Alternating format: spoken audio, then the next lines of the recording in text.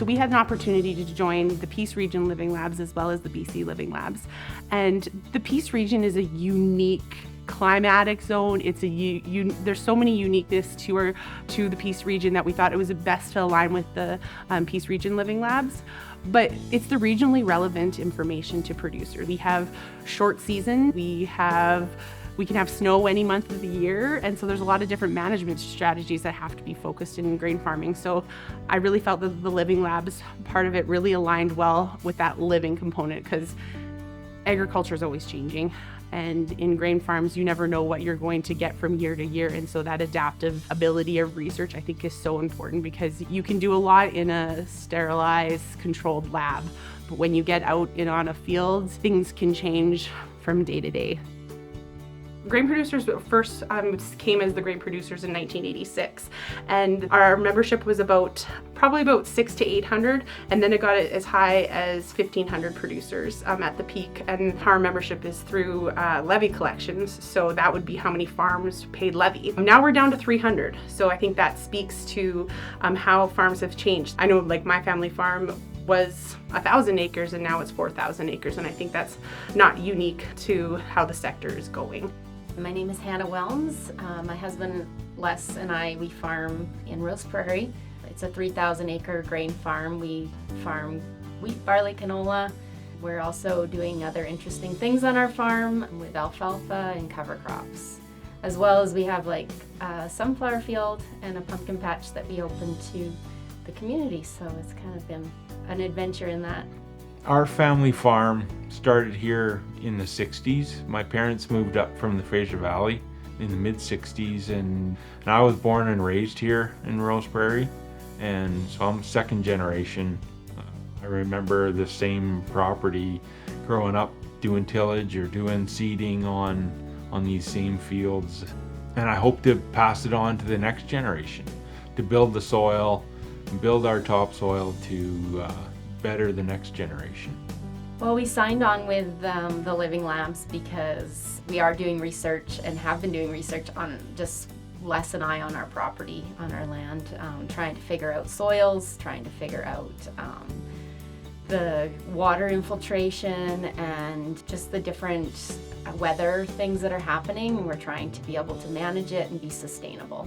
As a farmer, we do see the need to improve our practices or improve our soils. We took 600 acres and did a cover crop across it, 4 different varieties. 600 acres is a big amount of land to do a research project on, but the BC grain producers have been moving from small scale to large scale so that we can actually see what is happening just based off of reality.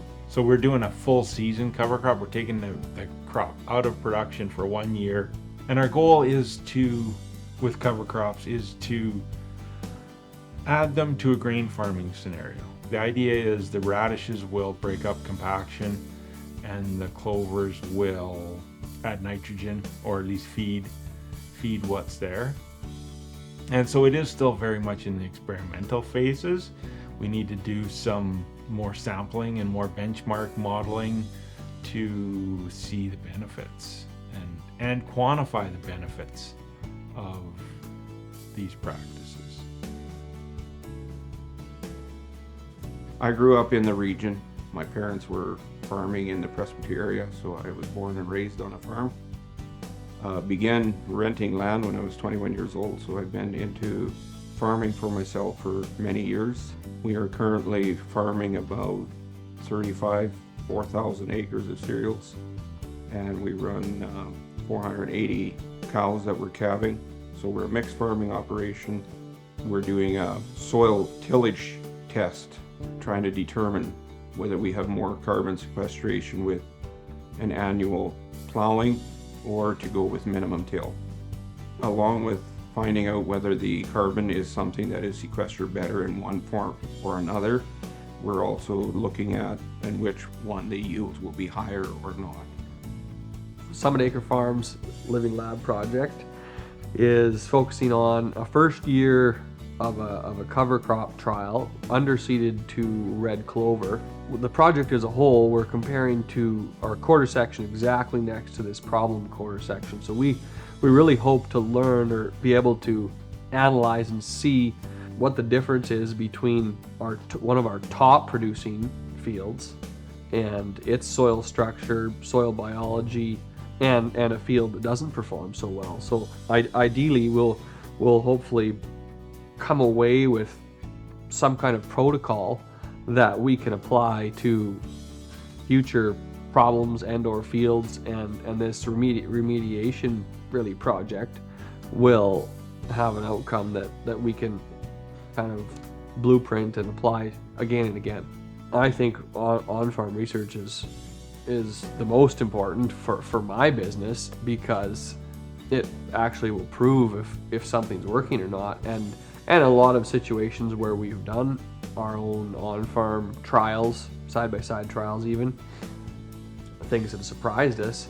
And then surefire products or practices that we thought were working, were not working, were not providing any benefits. I think it's very important in regards to the living labs, the economics of the trials that we are doing here. And so what we have within this is we get a cost benefit analysis. Is one way better than another?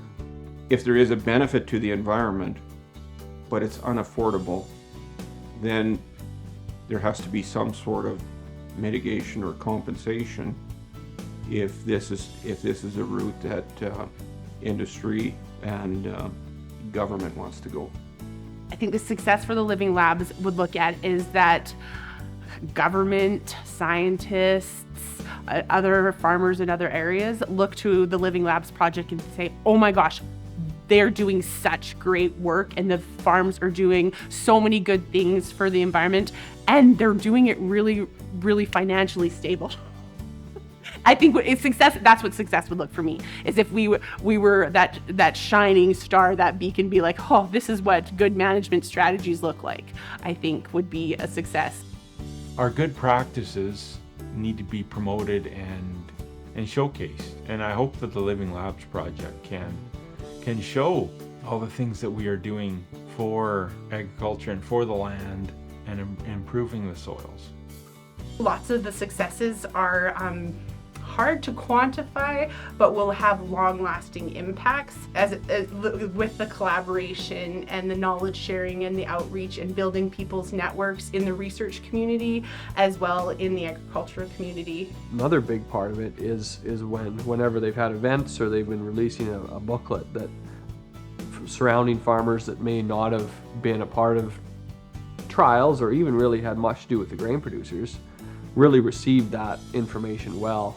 And it's because it's on neighboring farmers' property or land, or it's their neighbor's project. So it seemed like it really struck a chord with farmers around the region, that they were happy to see other guys trying different things and new things, and then also seeing the results of it and being able to take that away for their own farm. The learning opportunities and knowledge sharing between the different associations and the collaboration, I think I don't even know how you put a quantifiable number on that, but the benefit to producers long term, I think, is huge. As farms get smaller, memberships get smaller, and I think we got to share resources as much as possible. And I love that there's been so much collaboration.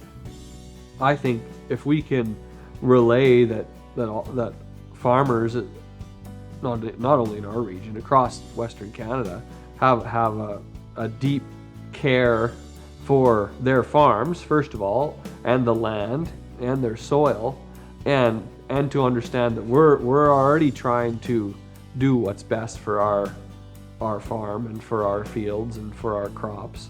Hopefully the Living Lab can show a bit of the passion that farmers have for what they're doing. It's not I can't say it's a regular career path in regards to the level of passion that most farmers have for what they're doing. 100 years ago, everybody had a connection to agriculture. Everybody had some farm connection, whereas now we're getting maybe 2 or 3 generations removed. And so a lot of people don't have that boots on the ground knowledge of how challenging agriculture is, or just even basic knowledge of where their food comes from. So we have to do a better job in agriculture of making people relate to us, and they may think they understand, but there's a lot of things that they don't understand about food production. But there is also we don't do a real great job in agriculture sometimes of tooting our own horn and saying all the great things that we do in agriculture. We do a lot of really great things. We need to do a better job of communicating all the good things that we are doing to the general public, and I think the general public really wants to get those messages. So we just got to make sure that we are telling our story, and we're telling our story to as many people as possible.